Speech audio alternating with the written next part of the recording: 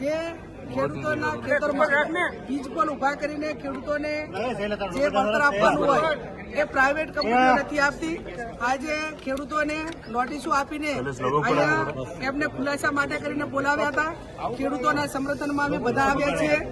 સરકાર એ કોઈ પણ ડેવલપિંગ કરતી હોય તો એમાં વિરોધ પક્ષ તરીકે અમારી મદદ હોય, પણ પ્રાઇવેટ કંપનીઓને કરોડોપતિ થવા માટે અને ધંધો કરવા માટે જે ગામની ખેતી જે જમીન છે એ જમીન સોલારમાં કે પ્રાઇવેટ કંપનીઓને આપીને અહીંના લોકલ જે ખેડૂતોના અધિકાર હોય, ગામના અધિકાર હોય એ છીનવવા માટેના પ્રયત્નો થઈ રહ્યા છે.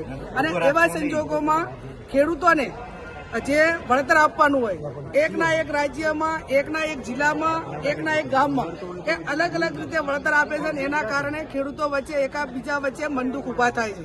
એટલે અમે સરકાર પાસે રજૂઆત કરી છે કે જે જિલ્લાની અંદર સૌથી વધારે વીજ પોલનું વળતર આપ્યું હોય આજ સુધીમાં કોઈ પણ ખેડૂતને, એ પ્રમાણે તમામ ખેડૂતોને એનું ચૂકવણું કરે.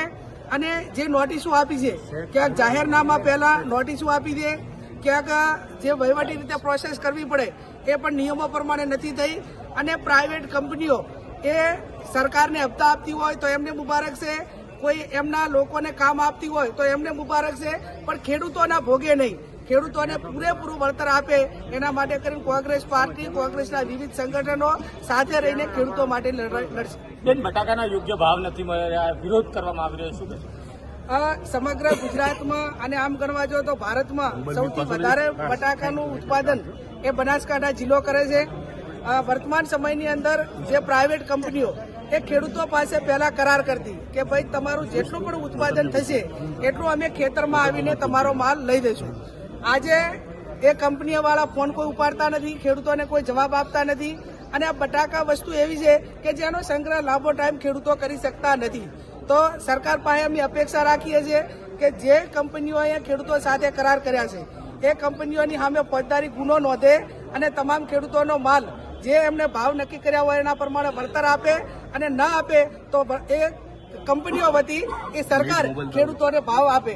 બીજું કે જ્યારે કોઈ પણ કોલ્ડ સ્ટોરેજ બનાવ્યા હોય ત્યારે સરકાર, કેન્દ્ર સરકાર કે રાજ્ય સરકાર સબસિડી આપે છે, અને ખેડૂતોનો માલ એ 25 કે 30% ખેડૂતોનો માલ એની અંદર કોલ્ડ સ્ટોરેજની અંદર લેવાનો હોય છે.